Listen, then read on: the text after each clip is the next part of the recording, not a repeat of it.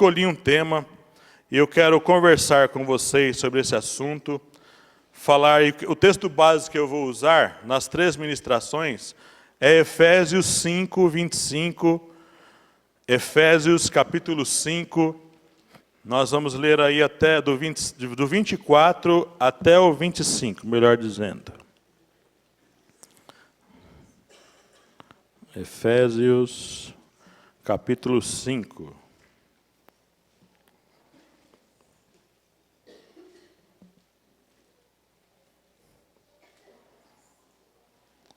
Efésios capítulo 5, do versículo 24 até o versículo 27. Não é seu, não? Pensei que era seu. Lá diz assim, ó. De sorte que assim como a igreja está sujeita a Cristo, assim também as mulheres sejam em tudo sujeitas a seus maridos.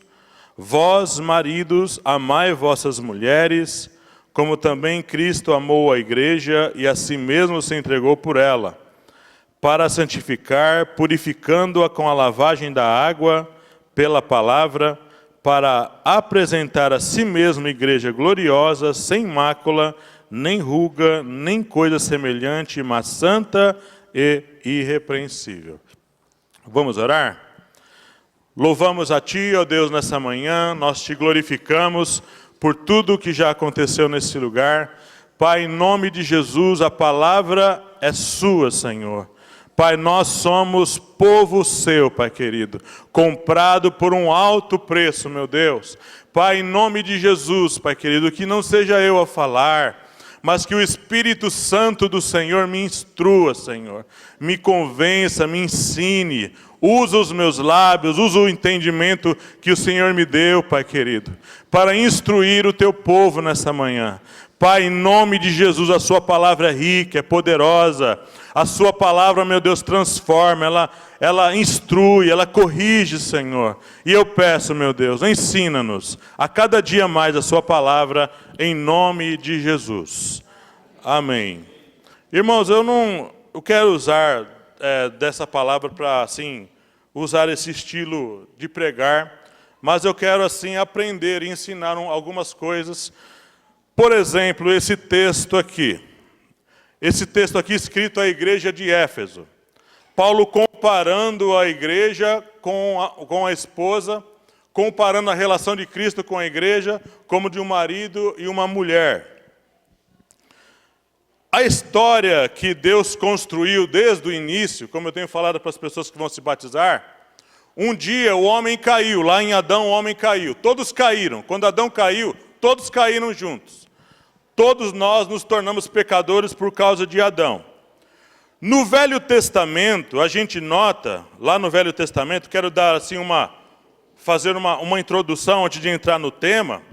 Lá no Velho Testamento, os santos, os pais, Abraão, Isaac, Jacó, Moisés, todos aqueles irmãos, eles não entendiam exatamente, eles não tinham uma revelação completa de como Deus iria fazer para resgatar essa humanidade.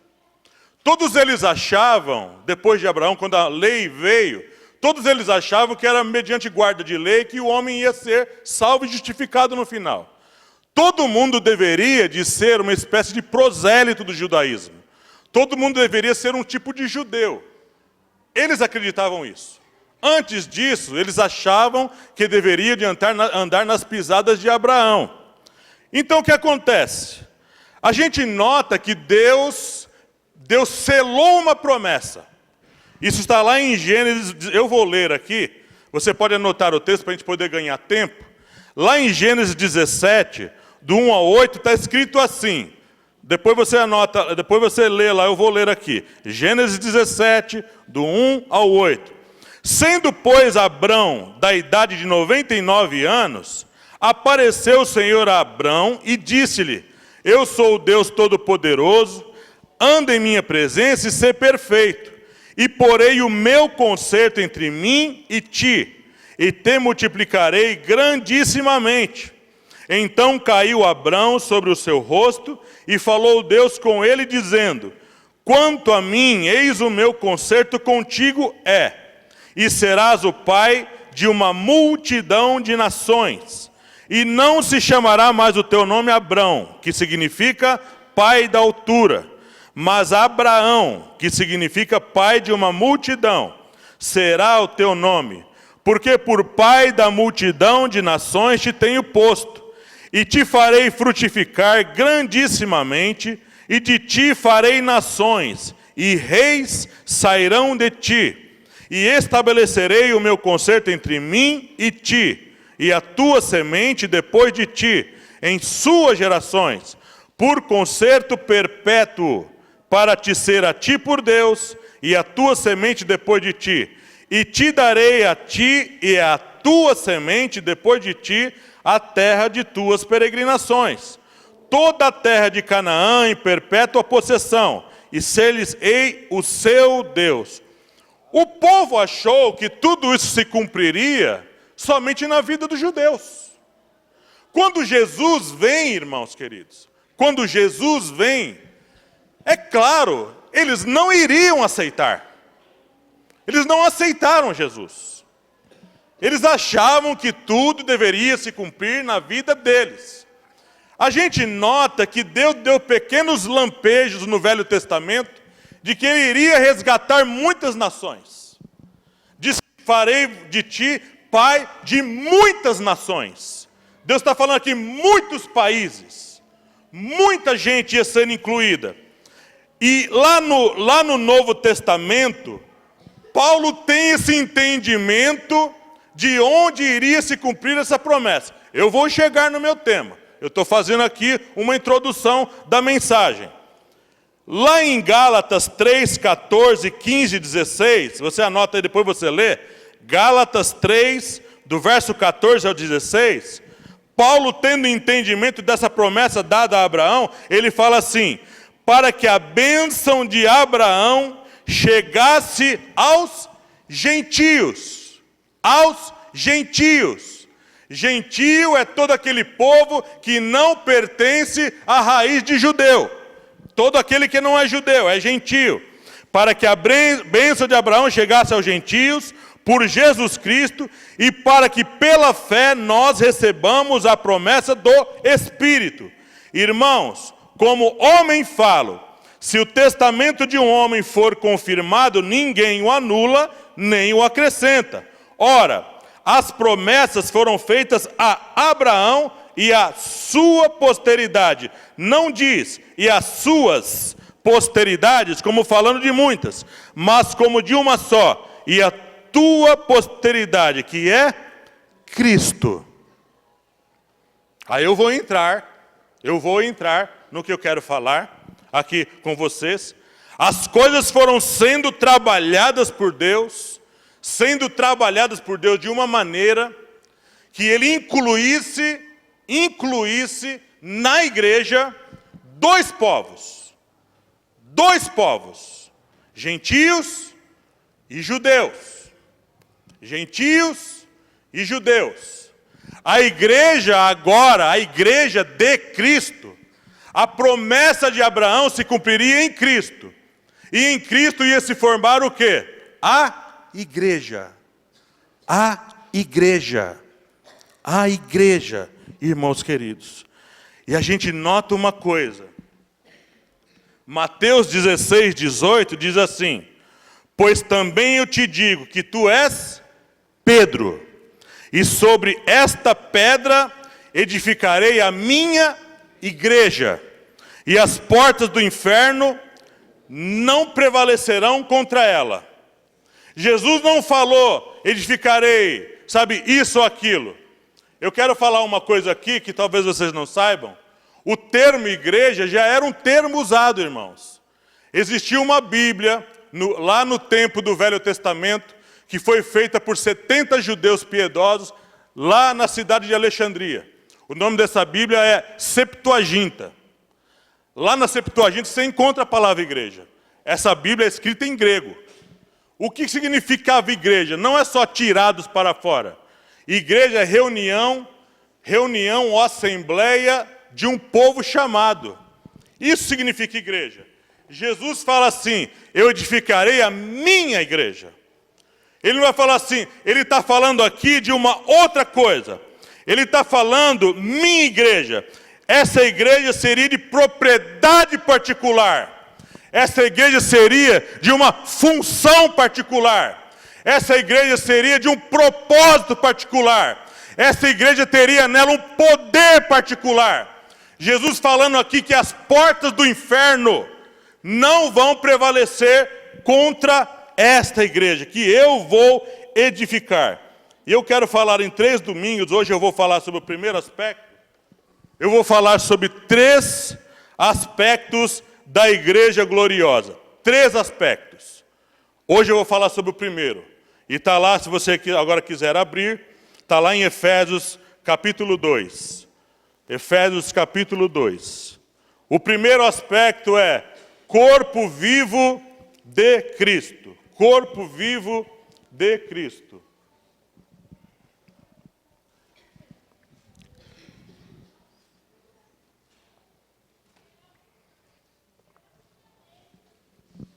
Efésios capítulo 2.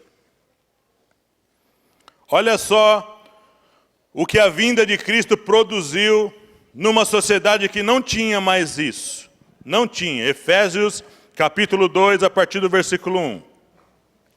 E vos vivificou, estando vós mortos em ofensas e pecados, em que noutro tempo andastes, segundo o curso deste mundo, segundo o príncipe das potestades do ar, do espírito que agora opera nos filhos da desobediência, entre os quais todos nós também antes andávamos nos desejos da nossa carne, fazendo a vontade da carne e dos pensamentos, e éramos por natureza filhos da ira, como os outros também. Mas Deus, que é riquíssimo em misericórdia, pelo seu muito amor com que nos amou, estando nós ainda mortos em nossas ofensas, nos vivificou juntamente com Cristo, pela graça sois salvos, e nos ressuscitou juntamente com Ele, e nos fez assentar nos lugares celestiais em Cristo Jesus, para mostrar nos séculos vindouros as abundantes riquezas da sua graça, pela sua benignidade para conosco em Cristo Jesus. Eu quero falar sobre uma coisa aqui que aconteceu com todo mundo que veio para Cristo e com todo mundo que está fora de Cristo. A Bíblia fala aqui em Efésios capítulo 2, diz que e vos vivificou. Vivificou. O que é vivificar uma coisa? Se você pega uma pessoa doente no hospital e ele se recupera de um estado de quase morte, ele ganha vida. Mas no sentido do grego, ele não está vivificado. Vivificou. Vivificou o quê? Vivificou o quê? Quando o homem morreu, o que morreu no homem? Quando Adão caiu, o que morreu nele? O que morreu exatamente Adão? Tudo, irmãos. Tudo. Tudo morreu.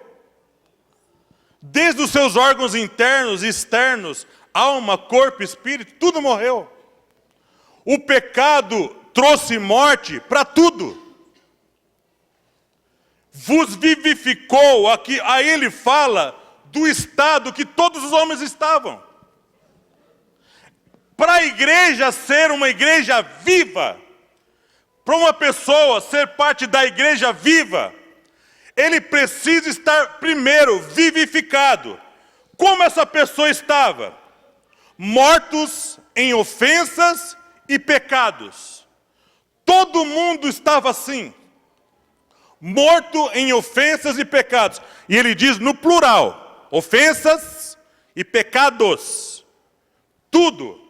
Que mais que essa pessoa estava? Noutro tempo, andaste segundo o curso deste mundo. O mundo jaz no maligno. O mundo está debaixo de um reino que está morto em pecados e ofensas, andando de que forma esse mundo anda? Segundo o príncipe das potestades do ar. Então, olha só, o estado que todos nós estávamos. Irmãos, o nosso estado sem Cristo, o nosso estado sem Cristo era dramático. O nosso estado sem Cristo era de total morte, querido irmão. A morte tomou conta de tudo e de todos. Fazendo a vontade da carne e dos pensamentos, e éramos por natureza filhos da ira. Filhos da ira, como os outros também. Olha o estado que Paulo apresenta à humanidade. Mas aconteceu uma coisa, foi propósito de Deus, precisou Deus interferir. Houve um trabalhar de 3 pessoas, né? Como lá na eternidade, as 3 pessoas da Trindade estavam criando, o Pai, o Filho e o Espírito Santo. Teve que haver uma intervenção da parte de Deus para que agora a criação fosse totalmente restaurada. Veja aqui no versículo 4, mas Deus, que é riquíssimo em misericórdia, pelo seu muito amor com que nos amou, estando nós mortos, todos nós mortos, queridos irmãos. Estou apresentando aqui nosso estado antes de ser igreja. Estando nós mortos em nossas ofensas, olha a palavra de novo aqui, mas aqui ele apresenta uma coisa interessante. Vivificou juntamente com Cristo. Não há forma de alguém ser da igreja sem estar em Cristo. Não há uma forma da pessoa ser da igreja de Deus se não andar com Cristo. Não há forma de uma pessoa ser restaurada se não for passar por Cristo primeiro. Todas as promessas têm em Cristo o sim e o amém. Todas as bênçãos estão em Cristo. A igreja é de Cristo.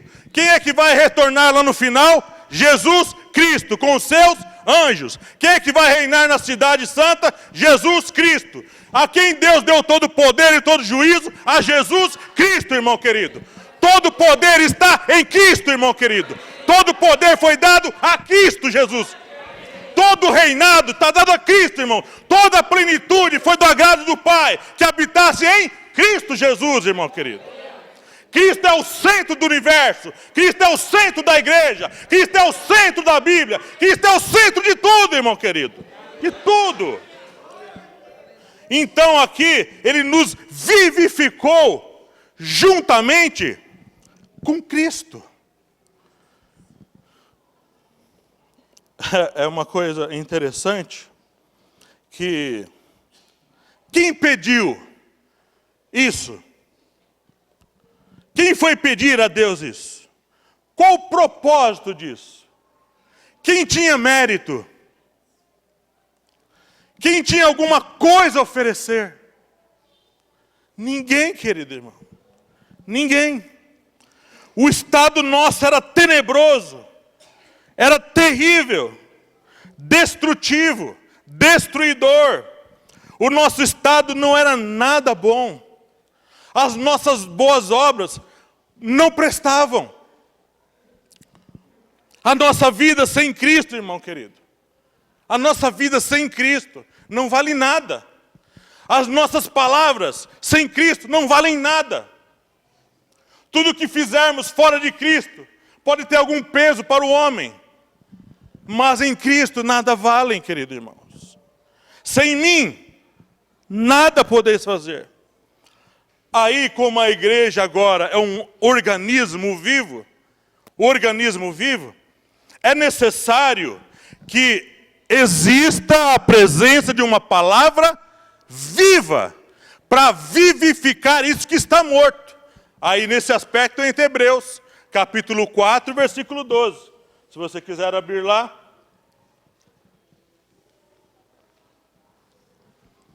Hebreus, capítulo 4, versículo 12.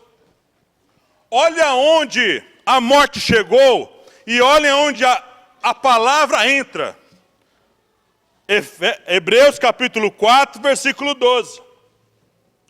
Porque a palavra de Deus é viva. É viva. Não podia ser uma palavra morta. Não podia ser palavra de homem. Não podia ser raciocínio lógico. Não podia ser filosofia de homens. Não podia. Não pode. Livro de autoajuda não vai vivificar você. Livros com teorias humanas podem ser até interessantes de ler, mas não pode vivificar o homem. As suas finanças, a sua vida física, a sua vida no relacionamento como um todo com as pessoas, só podem vivificar segundo os princípios da palavra viva, que é a palavra de Deus. Porque a palavra de Deus é viva e eficaz, quer dizer, ela produz um resultado aceitável e bom e produtivo. É viva e eficaz, mais penetrante que espada alguma de 2 gumes. A palavra tinha que penetrar. A palavra de Deus não poderia vir e regar só por fora. Ela deveria de penetrar nas regiões que foram contaminadas pelo pecado. Corpo, alma e espírito. Não poderia ser uma religião que geralmente trata aspectos exteriores. Não poderia ser uma filosofia humana, que dava muita sabedoria humana para o homem. É viva e eficaz, mais penetrante do que espada alguma de 2 gumes. E penetra até a divisão da alma e do espírito. Olha só, onde a palavra tinha que penetrar. Para trazer vida para a alma, para o espírito e para o corpo. Tudo foi contaminado pela uma vida de morte. E agora Deus quer trazer uma vida, vida, vida, vida. Vida abundante. Juntas e medulas, e é apta para discernir os pensamentos e intenções do coração. Ou seja, quando existe filosofia, raciocínios, quando existe uma certa defesa, não é bem assim. A palavra de Deus nos instrui, ó, o que é certo é isso. Ela penetra também na questão do pensamento. Então aqui o que nós vemos é o seguinte: quando essa palavra viva entra no corpo, na alma e no espírito, quando ela penetra todas as partes que foram contaminadas pelo pecado, contaminadas pela morte, contaminadas pela condenação eterna. O que acontece, irmãos, quando essa palavra entra? Quando nós abrimos o nosso coração através do arrependimento e da fé. Arrependei-vos e sejam batizados. Quem crer e for batizado será salvo. Precisa haver arrependimento e fé. Quando o homem é agora vivificado em Cristo, ele agora é introduzido na igreja, agora ele faz parte da igreja, tudo que ele faz agora tem que ser vida. Tudo que ele fala agora tem que produzir vida. Por isso que Romanos 12:1 diz assim: rogo-vos, pois, irmãos, pela compaixão de Deus, que apresenteis o vosso corpo, os vossos corpos, em sacrifício vivo primeiro. Precisa ser cristão verdadeiro. Precisa ter a vida de Cristo nele. Precisa ter a vida de Deus nele. Vivo. Que mais? Santo. Terceiro, agradável a Deus, que é o vosso culto racional. Irmãos, quando isso acontece, para corroborar nessa obra, para juntar, para colaborar, para produzir alguma coisa realmente, para selar vida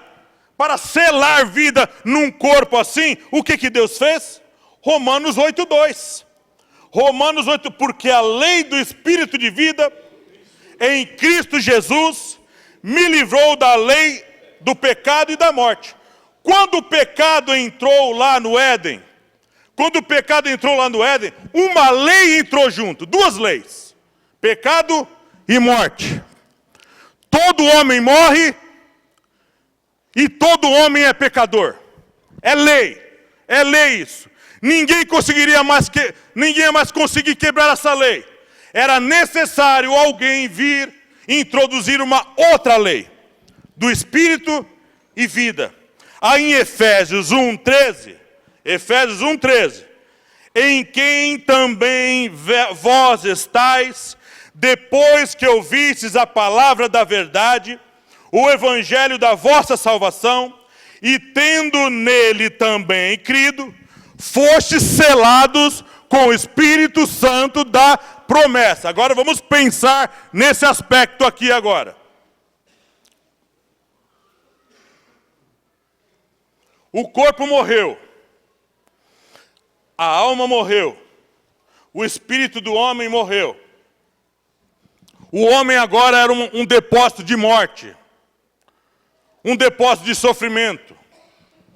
A terra agora foi contaminada pelo pecado, pela morte, e essa lei agora estava presente em toda a humanidade. Todo mundo que veio depois de Adão, todo mundo, ninguém escapava. Todo mundo morria e todo mundo pecava.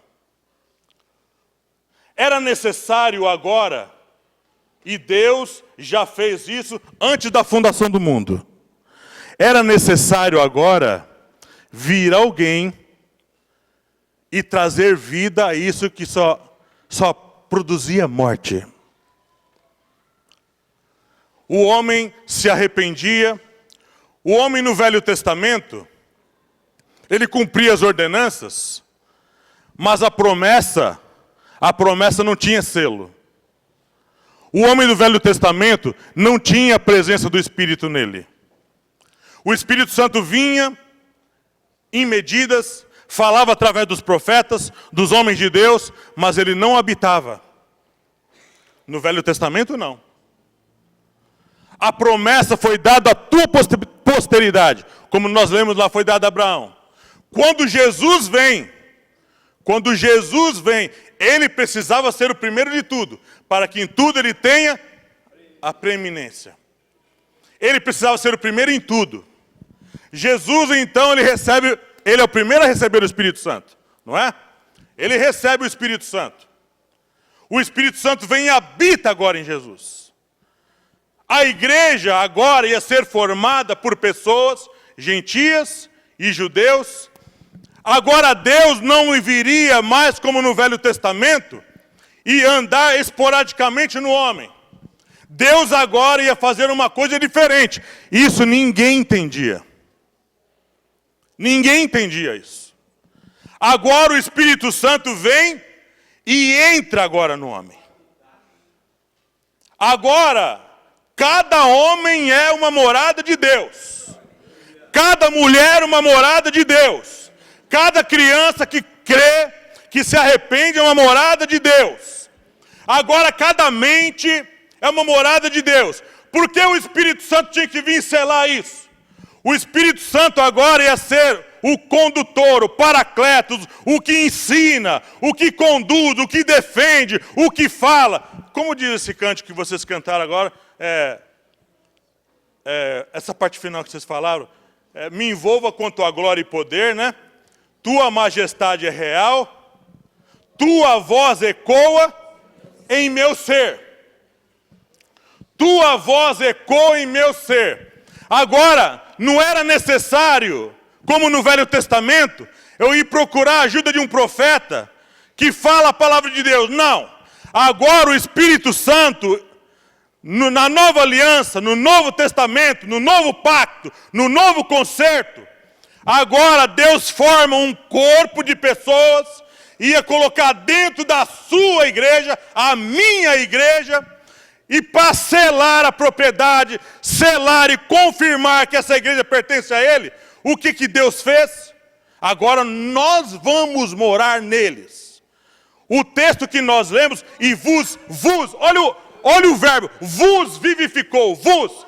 Tem mais de uma pessoa trabalhando nessa restauração do homem. Vos vivificou. Vos, o Pai, o Filho e o Espírito Santo agora vem e habita dentro desse homem.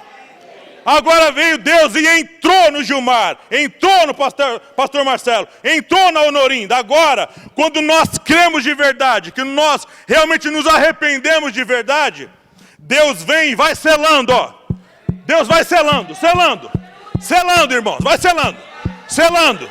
A igreja era morta em ofensas e pecados, andando segundo o curso do mundo, filho da ira por natureza, filho da desobediência por natureza. Agora é meu. Essa semana aqui na mesa,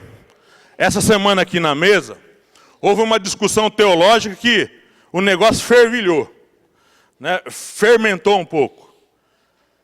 Que o pastor disse, ele está batendo na tecla que o Espírito não sai. Né? Ele está falando, vai estar gravado, depois na mesa fala de novo, porque o negócio, o assunto não está fechado. Estamos discutindo ainda. Que o Espírito não sai. O Espírito Santo não sai do homem. Né? Não, quando você peca, o Espírito Santo vem e habita agora o selo, né? Que Efésios diz, e o selou, né? Selou para o dia da redenção. Selo de propriedade. Aí discussão que ele fala que não sai. E eu não creio assim. Né? Eu não creio assim. Discussões teológicas tem que ter, como diz os pais da igreja, tem que ser trazido à baila. Tem que ser trazido ao ponto da discussão. Para a gente poder fechar e falar, na verdade, mais na linha da palavra de Deus. Então os teólogos sempre discutiram, e a discussão ainda continua, se o cristão, se o Espírito Santo não habita mais nele, deixa de habitar, significa que ele não é mais salvo. Não é assim? Quando o Espírito Santo sela o camarada, ele está selo, está salvo, não é verdade? Mas Jesus fala algumas coisas, e Paulo também fala, e Hebreus, que a gente não sabe quem escreveu, também fala algumas coisas que não corrobora com esse pensamento. Que uma vez salvo, sempre salvo. Quer dizer, uma vez que o Espírito Santo habita em nós, vai sempre habitar. Vai sempre habitar. Jesus fala assim, quem perseverar até o fim, esse será salvo.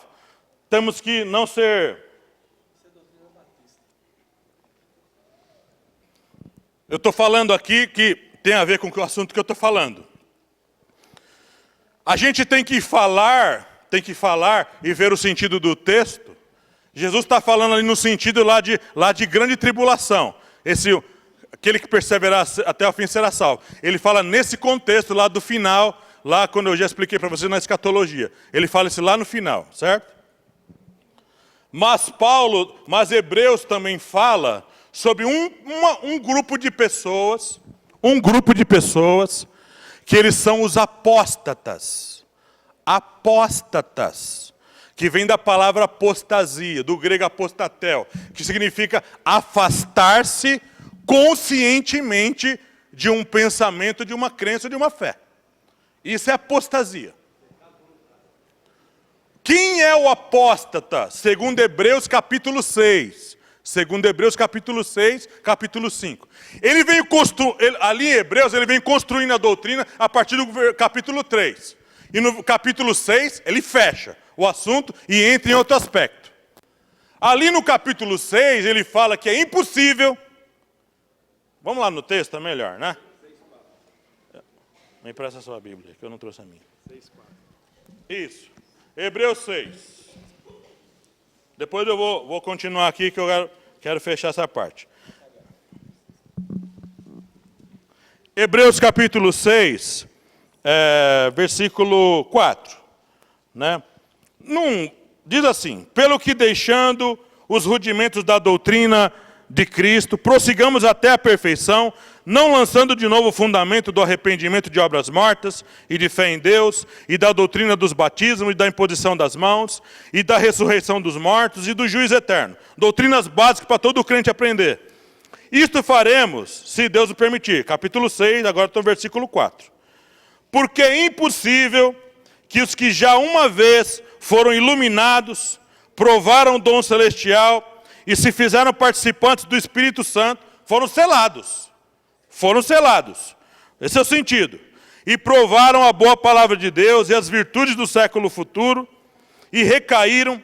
A palavra recair aqui é apostatel. Apostataram. Isso significa no grego. E recaíram, sejam outra vez renovados para arrependimento. Pois assim, quanto a eles, de novo crucificam o Filho de Deus e o expõem ao vitupério. Segundo esse texto e muitos outros, que eu não vou explorar isso aqui, é só para dar um lampejo nisso aqui, a questão do selo. Essas pessoas aqui, eles provaram tudo. Existe até um exemplo aqui nessa igreja, que eu não vou citar nomes, de uma pessoa que era firme e morreu de forma trágica, abandonando a fé. A pessoa pode abandonar a fé, irmãos. A pessoa pode abandonar a fé ao ponto do Espírito Santo não morar mais. Porque a Bíblia fala que aquele que tem o Espírito de Cristo, que não tem o Espírito de Cristo, o tal não é dele. Então eu não acredito que o Espírito Santo vai habitar na vida de uma pessoa que rejeita as coisas de Deus. Ele conheceu, segundo Hebreus 6, ele conheceu tudo. Esse camarada provou tudo, provou a palavra de Deus, os dons, os bens futuros, a palavra de Deus, o Espírito Santo. Essa pessoa provou tudo. E apostatou, abandonou. Por isso que nós temos que perseverar. Por isso que a Bíblia fala que tem que seguir a paz com todos e a santificação, sem a qual ninguém verá o Senhor. Então uma pessoa que foi selada, aqui se tornou membro da igreja de Cristo, não membro de uma igreja, não de uma denominação, mas de Cristo, e abandonou, essa pessoa, irmãos, ela está expondo Cristo ao vitupério. Então o que acontece? Agora que o Espírito Santo, voltando aqui ao assunto, o Espírito Santo veio e selou essa pessoa, agora cada pessoa que é de Cristo faz parte da sua igreja na terra. A igreja é o corpo de Cristo. Todos os irmãos em todas as partes do mundo, em todas as épocas que existiram, isso é o corpo de Cristo. E Cristo é a cabeça desse corpo. Quando esse corpo agora vivificado por Jesus, esse corpo selado pelo Espírito Santo, a Bíblia fala aqui em Efésios, que Efésios capítulo 2, verso 6, nos ressuscitou juntamente com Ele e nos fez assentar nos lugares celestiais em Cristo.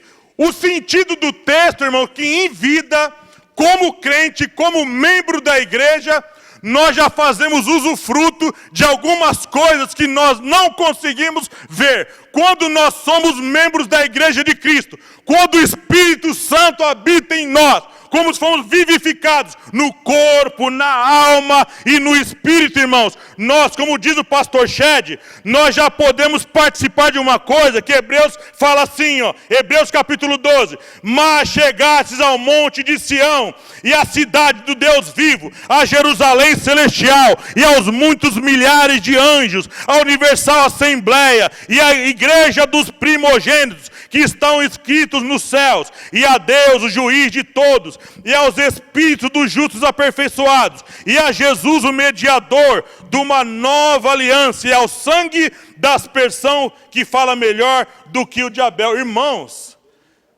o Shed falando desse texto, ele recebeu uma revelação da parte de Deus, que é uma coisa linda. Irmão, quando nós estamos reunidos em culto aqui, ó, quando nós, agora, nesse momento, cada igreja que está reunida aqui em culto, o culto está acontecendo aqui e o culto está acontecendo lá nos céus também.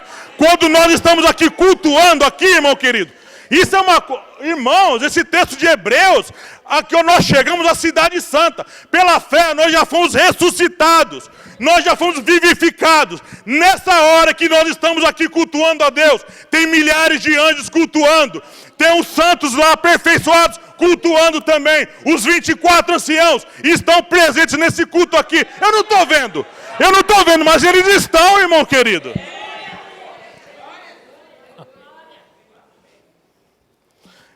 É um culto, se for para pensar, é um culto em várias dimensões. Se quer falar como ciência, é um culto que está acontecendo nessa dimensão física, e na dimensão espiritual está acontecendo o culto. E sabe uma coisa interessante? Que o culto lá no céu não acaba. Então o nosso culto não pode acabar, irmão querido. Quando você sai daqui, o culto continua.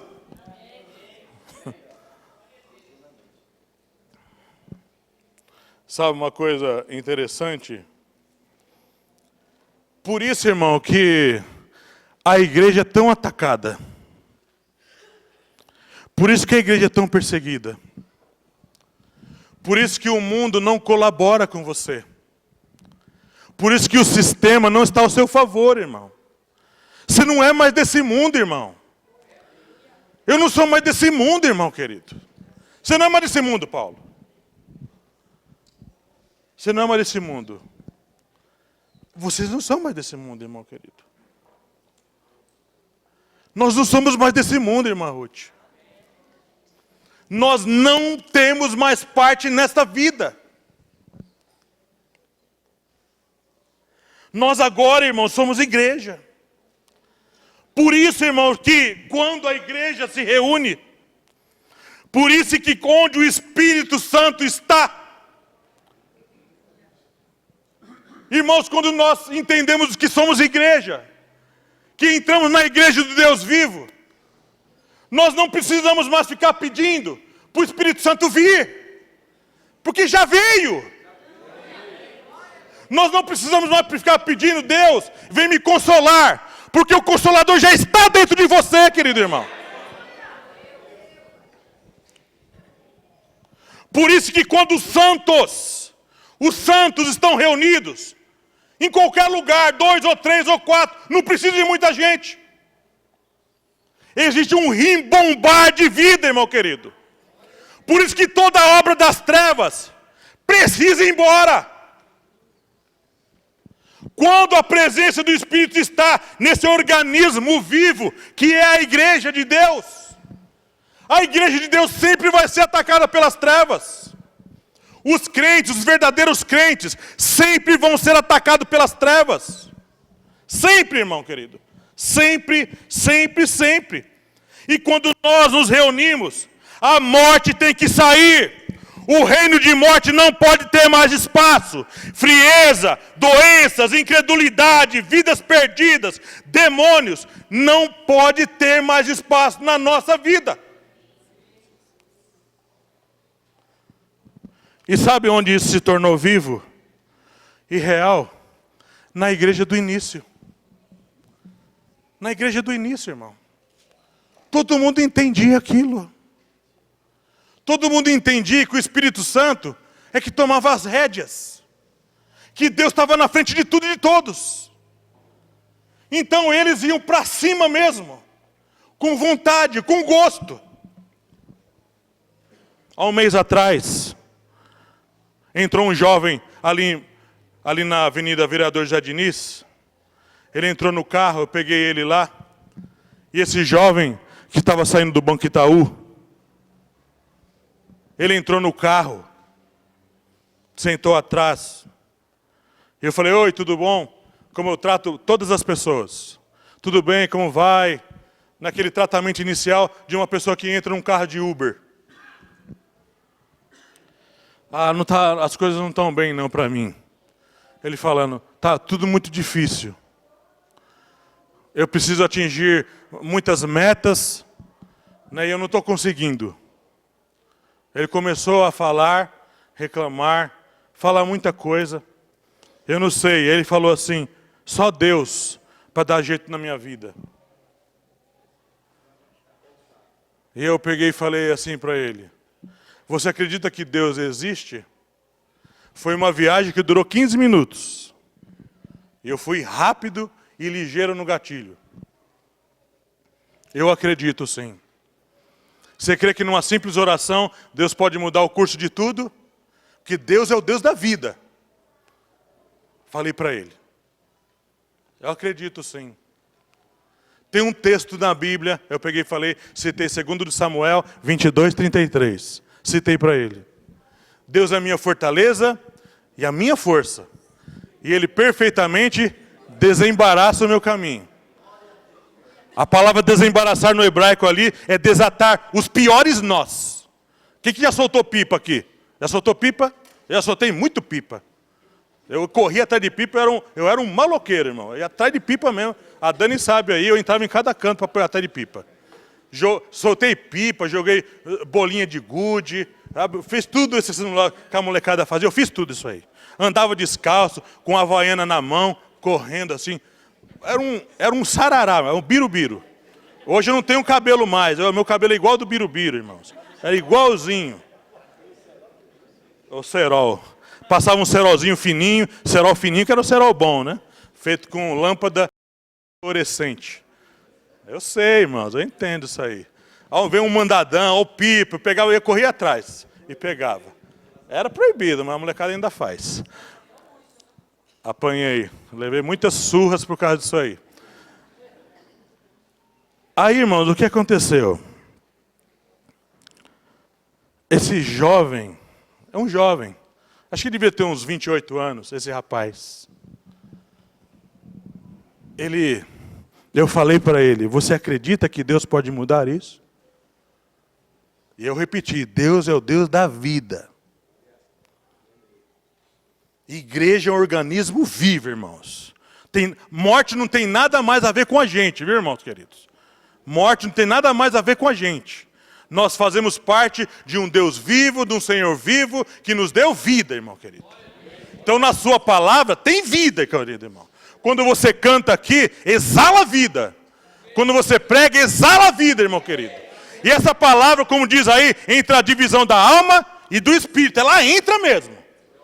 Onde tem morte, tem que entrar a vida, irmão querido. E então eu orei. Posso orar por você, segundo esse texto, de 2 Samuel? Ele pode desembaraçar agora, perfeitamente. Perfeitamente, sem deixar nenhum vestígio. Se Deus fizer uma cirurgia no meu rosto aqui, esses pés de galinha, sai tudo. Sai tudo, irmão. Cabelo volta para a cabeça. Vai ser uma bênção, se Deus fizer isso agora. Se Deus fizer, né? Nada impossível para Deus, né? A cabeça pode diminuir.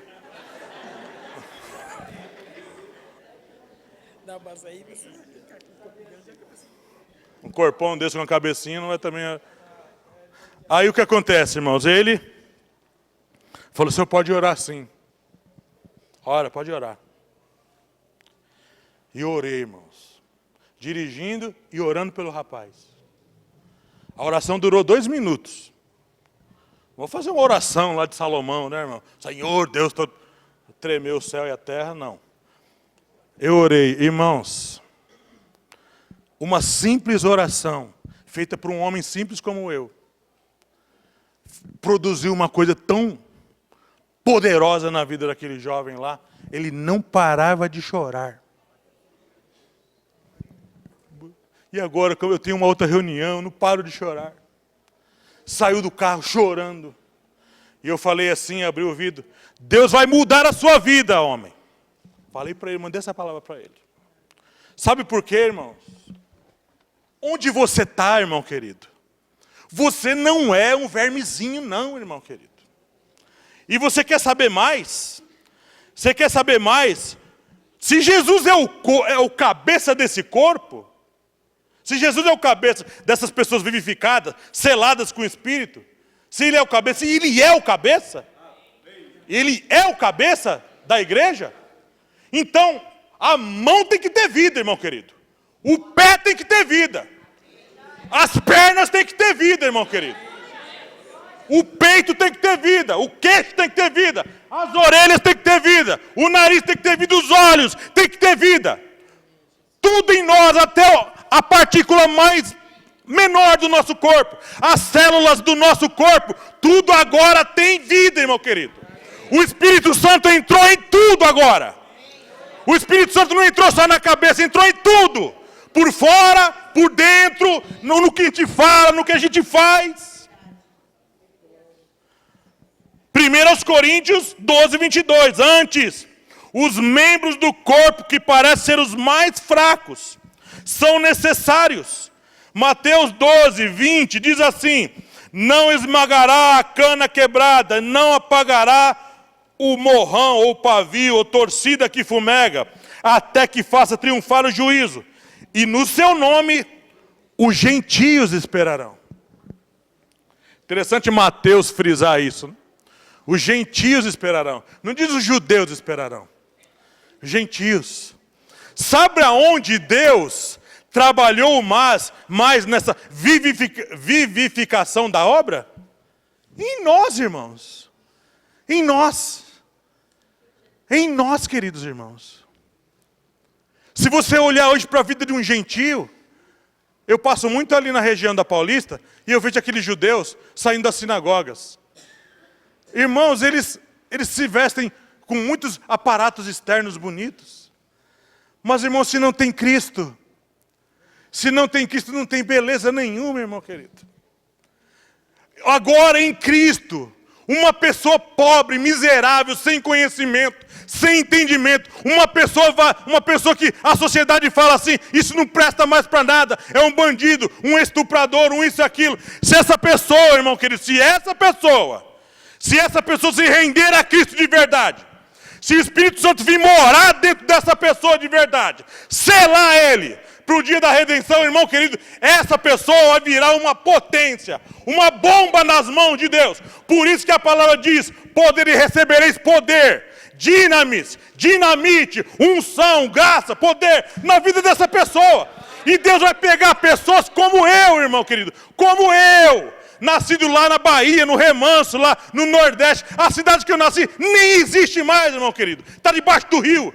Deus falou, vou pegar esse cabeçudinho aí, lá no sertão da Bahia, nessa cidade que ninguém conhece. Vou pegar ele, é com você mesmo. Como diz o assembleano, pega ele, Jeová. Deus pegou eu lá naquele lugar lá. Pegou você, irmão, não importa, se você sabe ou não sabe. Deus pegou você, irmão querido.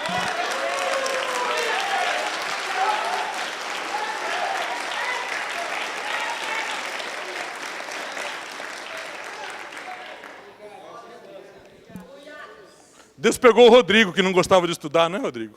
Você falou que não gostava de estudar?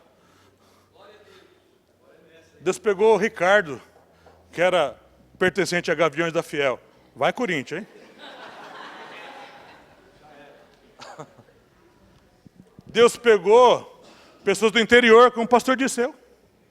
Não é? Deus pegou gente bruta. Gente bruta. Você, Norinda. Você, pastor Marcelo. Não, todos nós, irmãos. Você, irmã Francisca, irmã Neuza, a senhora. O tanto que a senhora anda, hein? Para chegar na igreja.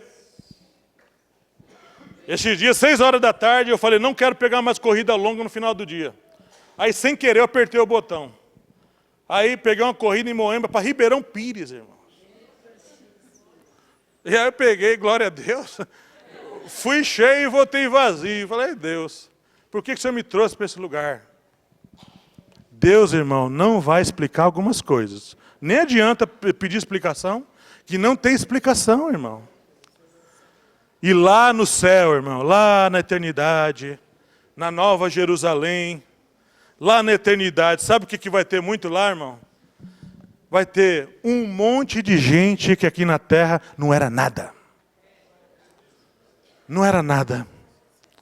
Não era nada para o homem, era sem dinheiro. Já notou que os homens do Velho Testamento eram quase todos ricos? Quase todos. Mas você olha no Novo Testamento, quase todos pobres. Me mostra no Novo Testamento um homem rico como Abraão. No Novo. Alguém lembra? Deus encheu de outras coisas o homem. De graça, de unção, de poder. Sabe uma coisa interessante que eu achei na vida daquele profeta Feijó? Ele falou uma coisa, não sei se vocês ouviram isso. Ele falou, aqui no Brasil vocês comem muito e oram pouco. Vocês comem muito e oram pouco. Mas sabe por que as pessoas têm essa vida de oração? Lá que você olha na vida dessas pessoas que moram nesses lugares, irmãos, eles não têm mais nada. Viu? A igreja perseguida que tem sido falado, esses irmãos não têm mais nada, irmãos. Perderam casas, perderam bens, perderam família, perderam tudo. Emprego. Só o que eles têm agora é Deus e Jesus e mais nada.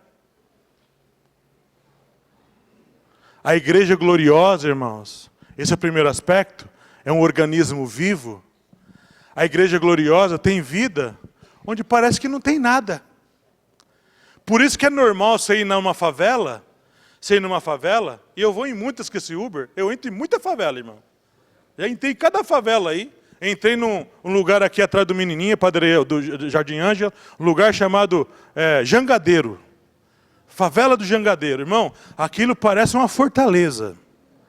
Difícil entrar ali. Deus vai pegar passageiro lá. Entrei lá. Irmão, você entra lá, um monte de gente morando em casas terríveis, cantando hinos para Deus. A igreja gloriosa em lugares que você fala, lugares tenebrosos da terra. Mas agora a igreja gloriosa não está só no meio de rico, de pobre. Está em todo lugar, irmão. No meio de rico, de pobre, no meio de gente favelada, no meio de gente, sabe, doente no hospital, gente com saúde. A igreja gloriosa está andando na rua de bicicleta, de Uber. A igreja gloriosa está andando na rua, dentro das padarias, nas mecânicas, nas oficinas mecânicas. Agora a igreja gloriosa está dentro dos apartamentos, das casas de ricos. A igreja gloriosa agora, irmãos, o que aconteceu foi o seguinte: o Espírito Santo agora espalhou o negócio. Agora, irmão, a unção espalhou para todo mundo. E por que agora está sendo pregado o evangelho em rádio, televisão, em todo lugar? Porque Deus quer espalhar o negócio mesmo. Sabe, tem que espalhar mesmo o negócio. Aí quando tudo tiver completado, aí Jesus volta. Jesus volta, irmão. Para resgatar a igreja gloriosa. A igreja gloriosa. Sim. Não, pode falar. Se nós tivéssemos entendimento do poder que Deus derramou sobre nós, hoje, para o pastor Maurício aqui, ele pode também ajudar nesse momento, porque ele foi uma pessoa também que veio do mundo como eu, mas se você for numa cadeia hoje, no presídio, o que os internos, os presos lá, eles respeitam são os crentes.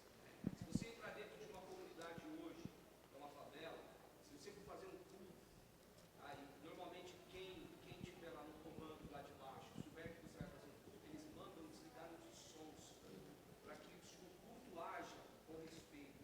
Se você for num lugar hoje, qualquer lugar que você for, onde tem pessoas perigosas, de alto escalão, eles respeitam o crente, sabe por quê? Porque eles sabem o poder que Deus tem.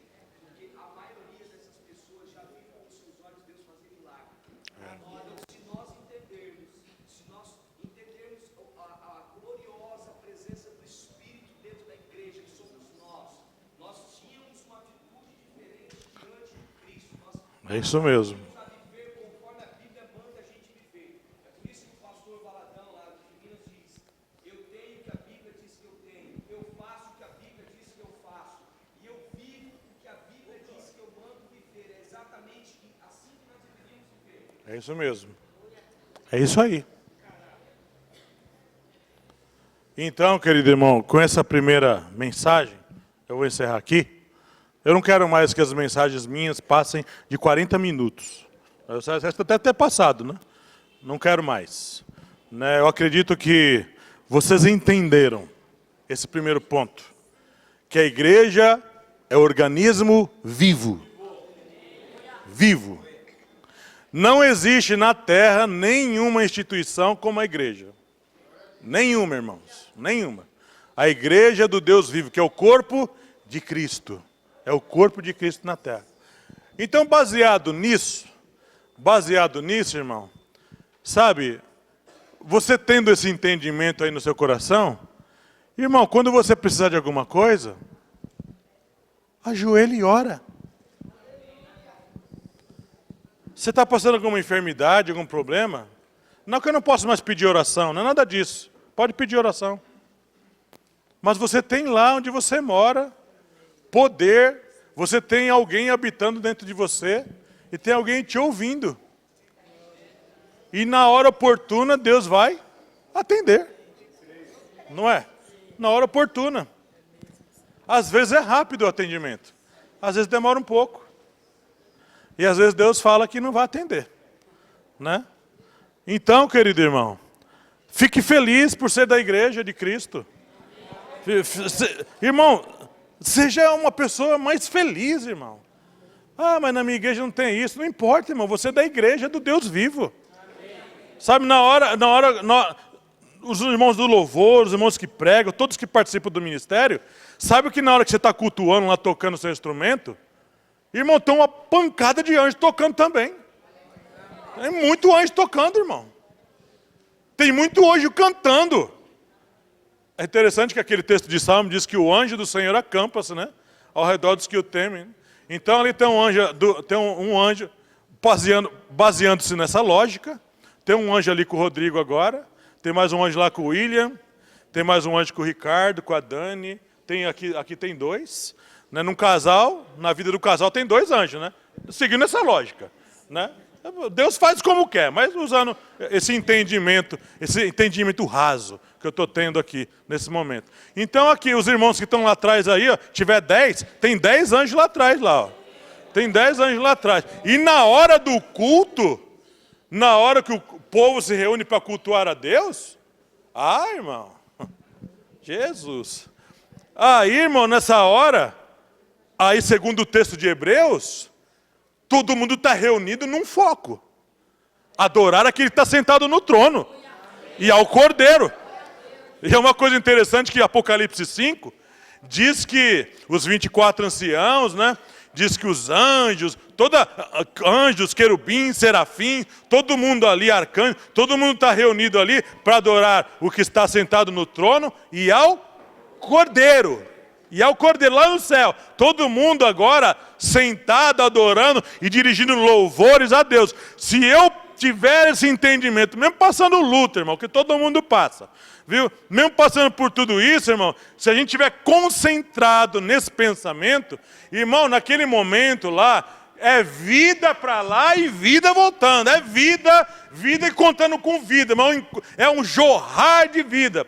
Rios de água viva fluirão do seu interior, no louvor, no que você profetiza, no que você fala. Não importa o jeito que você é, irmão. Se você é muito quietinho, se você dá aleluia baixinho, não importa se é verdadeiro, se é sincero, se o Espírito Santo habita dentro de você, se você é um selado, é um salvo, não importa, pode orar baixinho, que o Espírito Santo também vai trabalhar na sua vida. Porque onde jorra a água, a água vai pegar todo mundo. Não é? Pega todo mundo. Então pega ele, Jesus. Então vai pegar todo mundo. Tá bom, irmãos queridos? Que Deus abençoe e até o próximo domingo, se Deus assim permitir.